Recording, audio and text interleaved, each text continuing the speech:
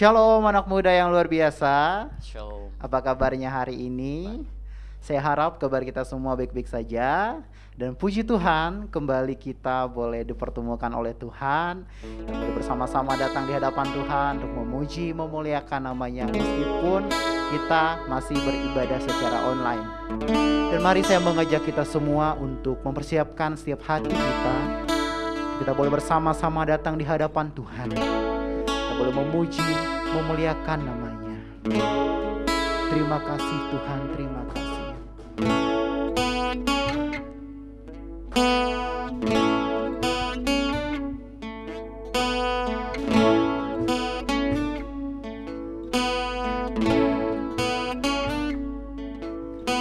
Bila ku buka mataku dan lihat wajahmu,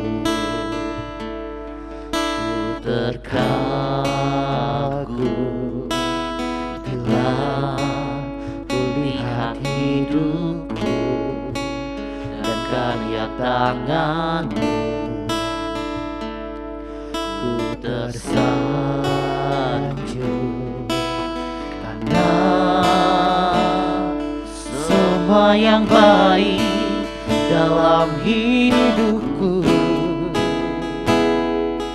itulah karya-Mu.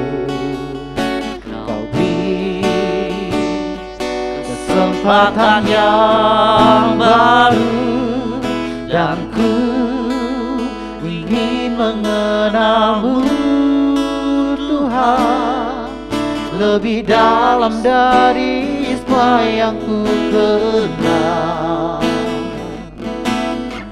Tiada kasih yang melebihi-Mu. Ku ada untuk menjadi penyembah-Mu.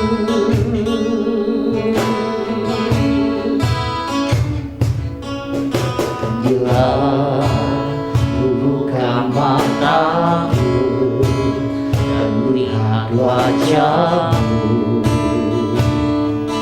ku terkagum. Bila ku lihat hidupku dan karya tangan-Mu, ku tersanjung. Karena semua yang baik dalam hidupku, itulah karya-Mu.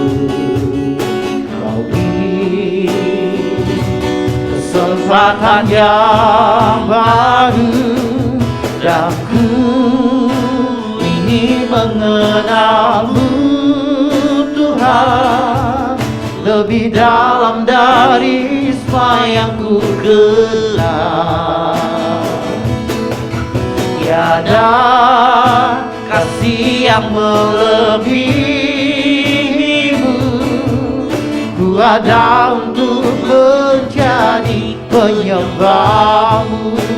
Oh, dan ku ingin mengenal-Mu, Tuhan, lebih dalam dari semua yang ku kenal. Tiada kasih yang melebihi-Mu. Ku ada untuk menjadi penyembah-Mu, dan ku ingin mengenal-Mu, Tuhan, lebih dalam dari semua yang ku kenal. Tiada kasih yang melebihi-Mu. Ku ada untuk menjadi penyembah-Mu. Oh, dan ku ingin mengenal-Mu, Tuhan, lebih dalam dari semua yang ku kenal. Tiada kasih yang melebihimu. Ku ada untuk menjadi penyembahmu. Ku ada untuk menjadi, ku ada untuk menjadi, ku ada untuk menjadi penyembahmu.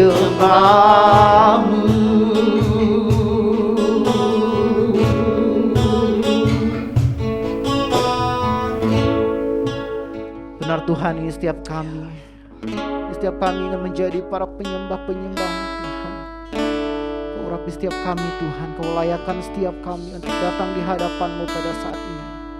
Kamu serahkan ibadah kami pada saat ini ke dalam tangan-Mu Tuhan, yang berkati ibadah kami. Hanya di dalam nama Tuhan Yesus Kristus kami berdoa. Amin. Oke, saya mau menyapa teman-teman sekali lagi di rumah. Shalom. Shalom.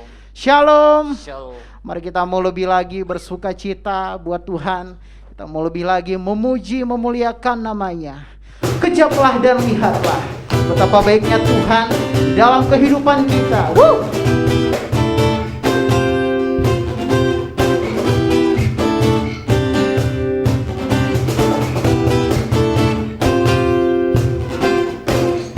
Kejaplah dan lihatlah betapa baiknya Tuhan itu.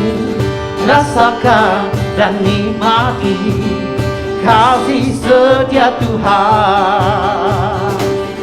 Kejaplah dan lihatlah betapa baiknya Tuhan itu. Rasakan dan nikmati kasih setia Tuhan. Kasih setia Tuhan. Syukur bagimu Tuhan. Segala hormat bagimu Tuhan. Allah yang mengasihiku, Allah yang memeliharaku. Syukur bagimu Tuhan. Segala hormat bagimu Tuhan. Allah yang mengasihiku, Allah yang memeliharaku selamanya. Haleluya. Allah yang mengasihi setiap kita. Kejaplah dan lihatlah betapa baiknya Tuhan itu. Rasakan dan nikmati kasih setia Tuhan. Kasih setia Tuhan. Oh, syukur bagimu Tuhan. Segala hormat bagimu Tuhan. Allah yang mengasihiku, Allah yang memeliharaku. Oh, syukur bagimu Tuhan. Segala hormat bagimu Tuhan. Allah yang mengasihiku, Allah yang memeliharaku selamanya. Selamanya. Selamanya. Haleluya. Haleluya. Haleluya. Mari tiba saatnya kita akan mempersiapkan hati kita untuk kita boleh menerima kebenaran firman Tuhan. Kita mau siapkan setiap hati kita untuk mendengarkan firman Tuhan. Terima kasih Tuhan. Ini setiap kami Tuhan, setiap kami rindu dan kami siap untuk mendengarkan firman.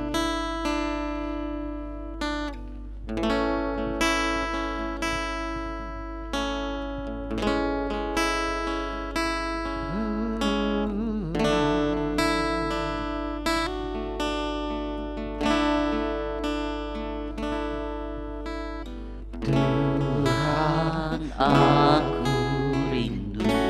Katakan Tuhan, aku siap. Tuhan, aku siap.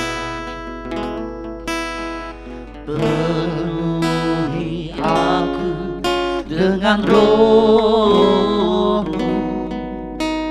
Ku rindu lawatan-Mu.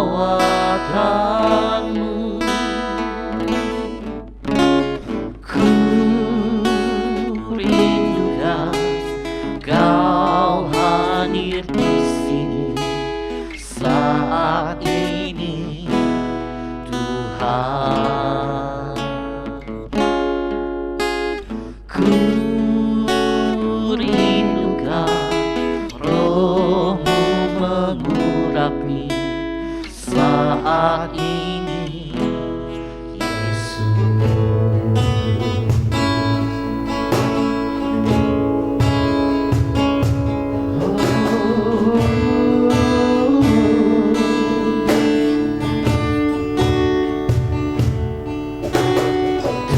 Tuhan, aku rindu. Katakan Tuhan, aku siap. Tuhan, aku siap. Penuhi aku dengan roh-Mu. Ku rindu lawatan-Mu. Ku rindukan Engkau. Ku rindukan Kau hadir di sini saat ini, Tuhan. Kami rindukan Roh-Mu.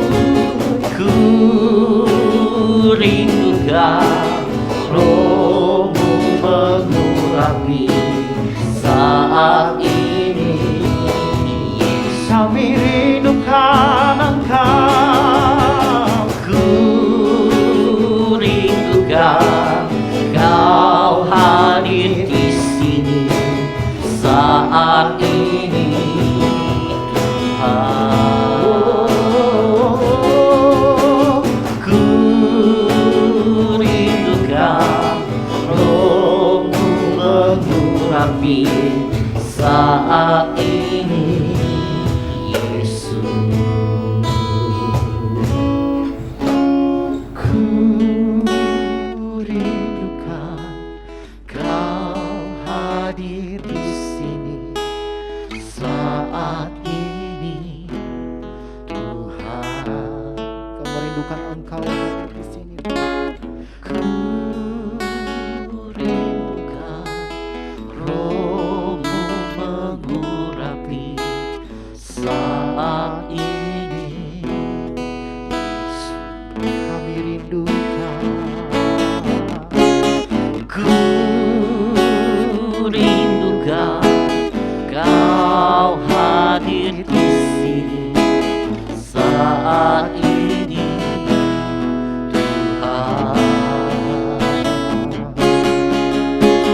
Ku rindukan roh-Mu mengurapi saat ini, Yesus.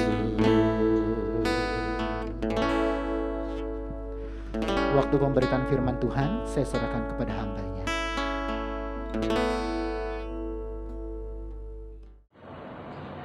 1 Samuel 3 ayat 10 sampai 11. Beginilah bunyinya. Ayat 10. Lalu datanglah Tuhan berdiri di sana dan memanggil seperti yang sudah-sudah. Samuel, Samuel. Dan Samuel menjawab, berbicaralah, sebab hambamu ini mendengar. Ayat 11. Lalu berfirmanlah Tuhan kepada Samuel, ketahuilah, aku akan melakukan sesuatu di Israel, sehingga setiap orang yang mendengarnya akan bising kedua telinganya. Halo, shalom kaum muda yang dikasihi oleh Tuhan. Bertemu kembali dengan saya, Guru Injil Andreas, atau di kalangan kaum muda, nama saya lebih beken dipanggil Taipa. Hari ini kita bertemu di awal bulan Juli. Itu artinya sudah setengah tahun kita jalani di tahun 2021 ini. Dan hari ini tanggal 3 Juli, berarti kita sudah menapaki 3 hari di bulan Juli tahun 2021 ini. Nah, Dalam pertemuan ini, saya mau mengajak kaum muda, kita tetaplah optimis, tetap berpengharapan, walaupun ada kesulitan yang menekan Anda dan saya dari luar, yaitu COVID-19, yang kita harapkan akan semakin menurun orang-orang yang terpapar. Tapi nyatanya di pertengahan bulan Juni sampai di awal Juli ini, keadaannya masih tinggi, terutama orang-orang yang terpapar COVID ini. Untuk ini, saya mengajak kita tetaplah waspada dan tetaplah ikuti prokes ketat dan tetaplah kita berseru kepada Tuhan. Hanya menantikan Tuhanlah yang akan bertindak atas semuanya ini. Untuk itu, sesuai dengan tema kita pada hari ini, yaitu Samuel, anak laki-laki yang mendengar suara Tuhan. Seperti firman Tuhan yang sudah dibacakan oleh teman-teman di KP, salah satu teman sudah membacakan untuk kita. Untuk itu sebelum kita masuk di dalam renungan kita pada hari ini, mari kita tunduk kepala, sekali lagi kita berdoa. Bapa Surgawi, terima kasih pada malam ini. Kami mau berdoa dan menyerahkan untuk seluruh rangkaian pemberitaan firman dan untuk seluruh kaum muda dimanapun mereka berada, khususnya kaum muda GKJ Tambora dan secara umum seluruh kaum muda dimanapun mereka bisa mengakses daripada YouTube ini. Biarlah tangan Tuhan yang kuat menopang, memberikan kekuatan pada mereka dalam memandang hidup ini tetap optimis. Karena ada hari esok Tuhan yang sudah menjanjikan bagi setiap kami, walaupun saat ini kami semuanya berada dalam kondisi yang sangat tertekan, cemas karena COVID-19 yang semakin hari semakin banyak orang terpapar. Kami mohon perlindungan, mohon kuasa Tuhan menjaga setiap kami. Tolonglah kami Tuhan, di dalam renungan ini kami ingin melihat bahwa kami harus mendengarkan suara Tuhan, karena suara Tuhan itu kekuatan bagi kami untuk menghadapi apapun di dalam kenyataan hidup ini. Karena ada tangan Tuhan, suara Tuhan, berarti kami mendengarkan Tuhan. Terima kasih, dengar seluruh doa kami. Di dalam nama Tuhan Yesus kami sudah berdoa. Amin. Baik, kaum muda yang dikasih oleh Tuhan, sekali lagi tema kita adalah Samuel, anak laki-laki yang mendengarkan suara Tuhan. Ya, nah kita akan melihat latar belakang daripada Samuel dan panggilannya dari Yahweh atau dari Allah itu sendiri. Di dalam pasalnya yang ketiga dari 1 Samuel, keseluruhan pasal ini kita bisa melihat bahwa Samuel merupakan yang pertama adalah anak Nasar untuk melayani Tuhan seumur hidupnya. Di dalam 1 Samuel pasal 1 ayat 9. Di mana ibunya itu Hana tidak punya anak dan dia dilecehkan oleh orang lain dan akhirnya Hana itu berdoa kepada Tuhan. Sekiranya di dalam kemurahan Tuhan, Tuhan berikan aku anak laki-laki, maka anak yang pertama akan kupersembahkan untuk melayani Tuhan seumur hidupnya. Itu yang pertama, dia adalah anak Nasar. Ya, anak Nasar berarti anak yang dinasarkan atau dijanjikan antara orang tuanya, terutama mamanya dengan Tuhan. Ya, itu yang pertama. Jadi intinya kalau dalam perjalanan hidup kita pernah bernasar kepada Tuhan, sesuatu yang kita nasarkan harus kita genapi karena itu janji kita di hadapan Tuhan. Ya, apalagi nasar itu sudah Tuhan berikan, kita harus lakukan. Ya, jadi kita nggak boleh sembarangan janji seperti orang lain.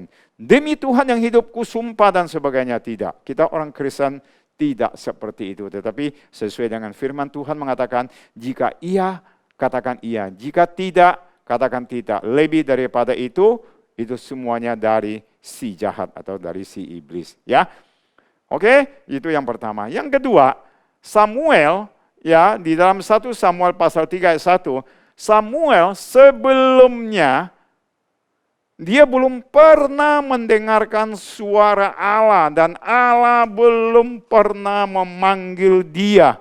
Dari kecil, saya sih di dalam beberapa penafsiran mengatakan, dia dari kecil itu bukan dari bayi ya. Sebetulnya dalam konteks ini banyak perdebatan, tetapi kita ambil satu kesimpulan daripada beberapa ahli kita kitab Perjanjian Lama yang mengatakan Samuel pada waktu dibawa ke Bait Allah, dibawa asuhan daripada Imam Eli, dia itu masih kanak-kanak. Artinya dia sudah bisa berjalan, sudah bisa makan sendiri dan juga sudah bisa diatur, diarahkan, sudah bisa diarahkan ke toilet sendiri dan sebagainya. Jadi sudah lepas gitu ya, boleh dibilang seorang kanak-kanak. Dan selama diasuh, firman Tuhan belum pernah berbicara sama sekali kepada Samuel yang masih muda belia ini. Itu yang pertama ya. Tetapi yang jelas saya percaya walaupun Imam Eli pada kondisi dan bagaimana kehidupan anak-anaknya yang tidak baik itu, saya percaya Imam Eli sudah mengajarkan dia ke Samuel itu dengan ajaran firman Tuhan yang selama ini dia terima sebagai seorang imam di Bait Allah pada waktu itu. Ya, itu yang kedua. Yang ketiga, tetapi Samuel waktu itu belum pernah Tuhan panggil, tetapi pada waktu Allah memanggil dia, Allah memanggil nama Samuel, itu adalah satu kekhususan, bukan dengan sebutan yang lain. Banyak ya orang Tionghoa atau terlebih lagi saya lihat tuh kalau saya perhatikan tuh orang-orang yang belum hidup di dalam Tuhan di Kalimantan terutama karena saya dari Kalimantan. Dengan sebutan-sebutan yang agak aneh-aneh atau nama plesetan-plesetan seperti itu ya, Tuhan memanggil Samuel, Tuhan tidak memanggil Samuel dengan sebutan, hei anak kecil, bocah dan sebagainya, tidak.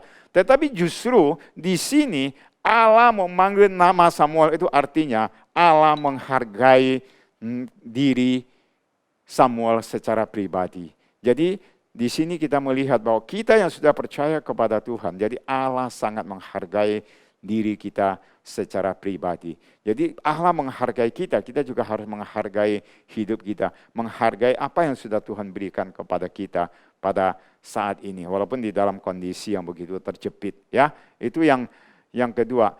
Yang ketiga, Samuel berada di lingkungan Bait Allah. Ya, artinya Samuel itu di lingkungan Bait Allah pada waktu itu belum begitu berkembangnya, tetapi umat Israel adalah umat pilihan Allah. Allah menjanjikan dan memerintah Musa mendirikan sebuah tempat yaitu yang namanya Bait Allah sebagai tempat untuk menyelenggarakan ibadah kepada Tuhan.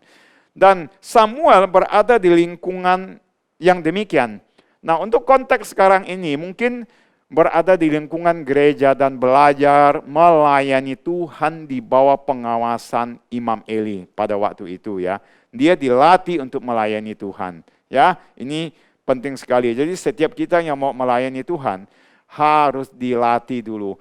Bukan waktu bertobat merasa diri kita pintar, merasa diri kita punya talenta, langsung kita minta mau melayani. Ya, dulu waktu 3 tahun pertama saya ada di Tambora, ada orang-orang tertentu minta saya bahwa saya adalah hamba Tuhan, harus menuruti maunya dia. Kenapa? Di tim KU dia minta tidak dikasih, bukan tidak dikasih, karena kita mempunyai melayani Tuhan itu harus hidup hidup baru di dalam Tuhan, sudah dilatih, diperlengkapi, baru dia boleh terjun melayani. Ini belum apa-apa, cuma dia merasa doang gitu ya, minta saya sebagai hamba Tuhan supaya kasih tahu tim KU-nya supaya dia bisa melayani. Saya bilang enggak, orang ini harus kita bina. Dilatih dulu baru bisa melayani ya. Kita kalau belum dilatih enggak bisa apa-apa ya. Kami sebagai guru belajar dulu memahami baru bisa menjelaskan kepada kita semuanya. Seperti itu ya. Demikian juga Samuel, oke? Yang berikutnya, demikian juga saat ini jika ada yang terpanggil menjadi hamba Tuhan, terutama di lingkungan GKJ, sebelum dia masuk ke STT atau sekolah tinggi teologi tertentu, wajib berorientasi di gereja. Ya, mungkin Pak Gary ya yang ada yang sering kali main musik atau jadi singer kita, kita itu dia juga dilatih ya waktu sebelum masuk di STT mengambil jurusan musik. Dia juga dilatih. Dan semua anak-anak GKJ kalau mau ke STT, dia mesti orientasi dulu di bawah pengawasan hamba Tuhan tertentu. Dan hamba Tuhan tertentu diberi kepercayaan untuk mementor mereka. Ya. Yang keempat, Tuhan memanggil Samuel di usianya muda belia. Ini kenapa dipanggil di usia muda, dan di usia muda dia mendengarkan suara Tuhan. Artinya Tuhan memanggil, Tuhan tidak menentukan kriteria umur, kapan dan berapa usianya dan kedudukannya bagaimana. Itu adalah kedaulatan Tuhan. Tuhan berkenan. Itu artinya apa yang Mama Samuel nasarkan, Hana nasarkan kepada Tuhan. Tuhan berkenan dan Tuhan mau memakai. Dan pemanggilan ini bagi saya menerjemahkan sebagai konfirmasi atau memeteraikan atau meneguhkan apa yang sudah dinasarkan oleh Hana kepada Tuhan atas anak ini. Dan sekarang anak ini sudah saatnya Tuhan memanggil dan melatih dia dan mau menitipkan pesan ini dan mau mengingatkan Samuel bahwa Tuhan berkenan atas nasar dari mamanya dan Tuhan berkenan memakai dan Tuhan berkenan melatih engkau di masa muda. Kemudian engkau harus terjun di masyarakat melayani. Saudara, kaum muda yang dikasih oleh Tuhan. Mungkin di masa muda kita dilatih di gereja. Di zaman ini banyak orang yang tidak mau dilatih, maunya instan. Saya pikir itu salah. Demikian juga orang cari duit maunya instan. Maunya ini cepat, maunya sudah kerja ini cepat dapat gaji gede, cepat jadi orang berduit atau orang kaya dan sebagainya. Saya katakan tidak. Di dalam semuanya ini kita harus melalui sebuah proses. Di saat inilah, di usia muda, Tuhan tahu ke depannya Samuel akan menghadapi berbagai tantangan. Maka dia dilatih di usia muda untuk menghadapi segala kenyataan hidup yang sedang dan kedepannya akan Samuel hadapi. Itu yang dilakukan oleh Tuhan kepada Samuel.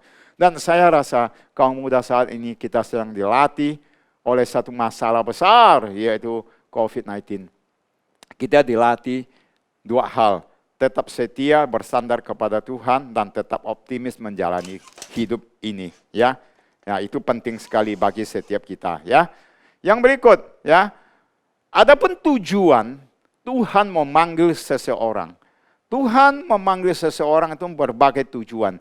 Yang pertama, Tuhan memanggil seseorang itu pertama memanggil dan menjadikan orang itu suatu bangsa. Di dalam kitab Kejadian bagaimana Tuhan memanggil Abraham, kemudian dari keturunannya menjadi sebuah bangsa pilihan yang kita kenal dengan Israel sampai hari ini. Itu yang pertama. Yang berikutnya, Tuhan memanggil seseorang untuk menerima keselamatan.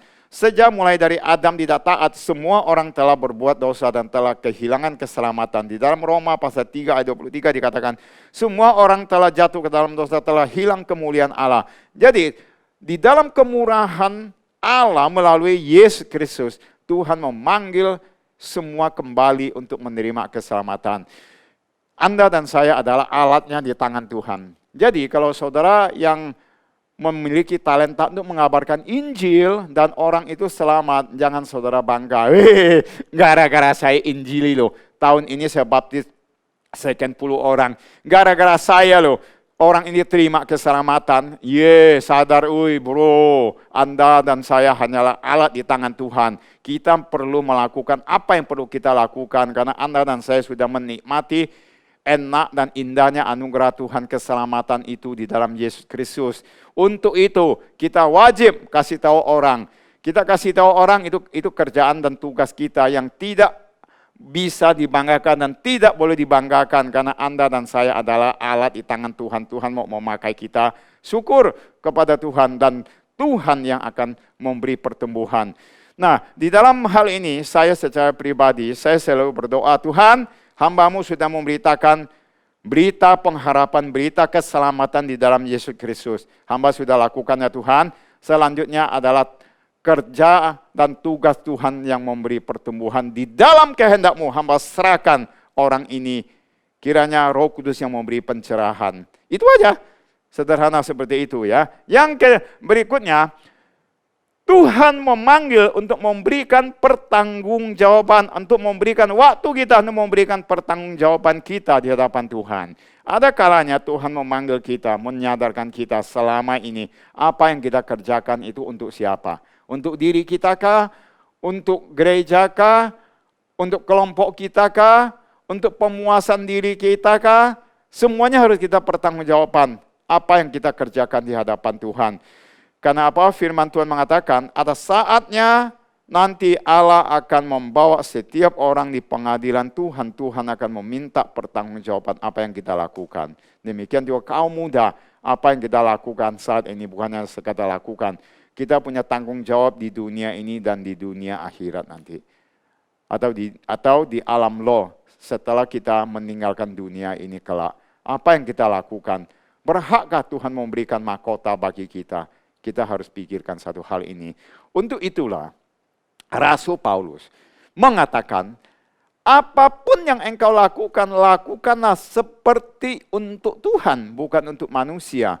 Jadi apa yang kita lakukan, kita harus lakukannya dengan hormat, dengan benar, sehingga apa yang kita lakukan, baik itu pekerjaan ataupun apa yang kita hasilkan, bisa mempengaruhi orang lain dan memuliakan Tuhan karena kita mengerjakannya dengan baik, bertanggung jawab. Ya, baik. Yang berikutnya, Tuhan memanggil untuk tugas tertentu. Nah, ini yang ketiga, Tuhan memanggil Samuel dan meneguhkan nasar dari ibunya atas diri Samuel. Sekarang Tuhan itu memeteraikan atau meneguhkan, oke, Samuel, aku berkenan memakai kamu. Dia memanggil Samuel sebanyak 3 kali itu ya. Yang pertama dia itu mendengarkan suara Tuhan. Mendengarkan suara Tuhan itu sama dengan mendengarkan firman Tuhan. Tetapi jangan juga kita terlalu menggampangkan zaman sekarang ya. Orang seringkali berteriak dengan lantang, Tuhan bicara dengan saya semalam. Nah, yang tahu atau benar atau tidak Tuhan bicara dengan dia, cuma ada beberapa kemungkinan. Hanya dia dengan Tuhan yang tahu dia apa yang dibicarakan. Benar atau tidak, hanya dia yang tahu. Saya nggak berani kritik seperti itu. Tetapi bagi saya dan untuk kaum muda semuanya, mendengar suara Tuhan itu sama dengan mendengarkan firman Tuhan dan membaca Alkitab. Karena firman Tuhan itu sudah final dan dibukukan bagi kita, untuk kita, dan perlu kita baca. Dari situ kita mendapatkan kekuatan. Demikian, ya, mendengarkan suara Tuhan itu artinya, kenapa kita mendengarkan suara Tuhan? Karena firman Tuhan itu berotoritas memimpin jalan hidup kita. Di tengah kekacauan, di tengah kebingungan, mendengar berita-berita yang mengerikan. Setiap berita yang mengerikan di Indo itu dikirim berantai begitu ya. Saya terima, saya kadang saya tidak baca, kadang saya hapus. Ya, kenapa? Karena itu membuat semangat kita down. Oh, ini ada virus baru sudah masuk di Jakarta, sudah berapa yang terjangkit dan ini. Hati-hati, harus itu ini. Wah, saya hapus dah. Kenapa? Saya tahu. Karena saya nggak bisa menghindar, karena itu di udara ke sana kemari. Saya nggak mau baca, apalagi mau forward ke orang lain. Enggak, saya hapus. Tetapi firman Tuhan itu berotoritas, dia memimpin, bukan saja berotoritas, dia itu memimpin, menunjukkan kemana di tengah-tengah kesesakan ini kita bisa memiliki way out atau jalan keluarnya. Seperti itu, ini perlu kita miliki. Kita perlu mendengarkan suara Tuhan karena itu yang berotoritas. Ya, kan ini berotoritas artinya memimpin, menolong kita. Ya, itu mempunyai kuasa. Oke, yang berikutnya juga, kenapa kita harus mendengarkan suara Tuhan? Karena firman Tuhan, mendengarkan suara Tuhan di tengah-tengah kegalauan, di tengah kondisi yang galau, di tengah kondisi yang semua orang panik saat ini, semua orang itu tidak berdaya, tidak bisa berbuat apa-apa lagi, mau berseru, mau berlari kemana saat ini. Seperti hari-hari ini, ya banyak rekan-rekan yang kena, tidak ada tabung oksigen, tidak ada obat, yang obatnya 7.000, 3.000 jadi 300.000, Inversin gitu ya. Dijual seperti itu membuat orang bingung semuanya. Nah, apalagi ditambah sekali lagi dengan berita-berita, wah ini juga sesak, itu sesak, waduh ini meninggal, itu ini. Iya itu fakta, saya tahu. Tetapi kita tidak perlu terlalu panik kalau kita mau mendengarkan suara Tuhan. Karena suara Tuhan ada penghiburan di tengah-tengah ketidakberdayaan. Seperti orang Israel dibuang di tempat pembuangan di negara asing. Negara yang menyembah berhala, yang tidak kenal Allah Yahweh atau tidak kenal dengan Allahnya Yakub yang disembah oleh orang Israel, dibuang di tengah-tengah bangsa yang demikian. Tetapi di tengah-tengah situasi yang demikian Tuhan bilang, kalau engkau mau mendengarkan firman Tuhan, di tengah-tengah kesesakan ada penghiburan. Penghiburan dari mana? Mendengarkan firman Tuhan. Saya tidak mengatakan pada kondisi ini kita tidak boleh mendengar musik atau enggak. Kita boleh, tetapi prioritas utama adalah firman Tuhan. Karena firman Tuhan bukan saja berotoritas, tapi ada penghiburan. Karena dia adalah Allah yang ia dan setia. Di kitab Yesaya dikatakan, aku akan menggendong engkau sampai rambutmu memutih. Itu artinya dia Allah yang setia, menguatkan, menghibur kita di tengah-tengah situasi yang harus saya dan saudara hadapi. Tapi jangan takut, ada penghiburan, ada tangan Tuhan yang ajaib menopang kita. Yang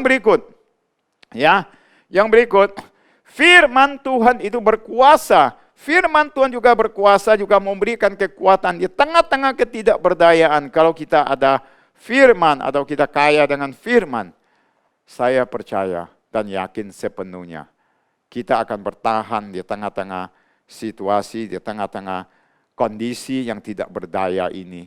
Kenapa? Karena ada firman Tuhan itu berkuasa menopang saudara, dia berkuasa, kemudian dia memiliki kekuatan tetap menjaga Anda dan saya di dalam kehidupan yang harus kita jalani, yang saya dan saudara tidak tahu sampai kapan COVID-19 ini akan berlalu. Tetapi baru-baru kemarin saya dapat berita, saya dapat postingan, saya tidak percaya. Terakhir saya buka di YouTube, saya lihat Perdana Menteri Singapura Lee Hsien Loong itu mengumumkan bahwa negaranya akan membuka bandara dan tidak akan mengkarantina orang yang datang ke negaranya. Dan virus COVID-19 ini dianggap virus flu biasa. Asal bagi setiap orang yang masuk ke negaranya sudah divaksin dan ada sertifikat, maka tidak akan diperlakukan karantina bagi mereka dan akan dianggap biasa seperti sebelum COVID-19 seperti itu. Nah, kekuatan apa yang menopang mereka? Saya juga tidak tahu. Tetapi kita bisa menghadapi kenyataan ini hanya dengan kekuatan firman Tuhan. Itu yang kita pentingkan. Ya. Yang berikut, sebagai penutup daripada renungan saya pada siang hari ini bersama dengan kaum muda, saya akan mengajak kita baca satu bagian dari firman Tuhan di dalam Amsal 29 ayat 18 dikatakan, bila tidak ada wahyu, bila tidak ada firman, bila tidak ada suara Tuhan, menjadi liarlah rakyat. Berbahagialah orang yang berpegang pada hukum. Hukum di sini adalah hukum Taurat, adalah firman Tuhan yang berasal daripada Allah.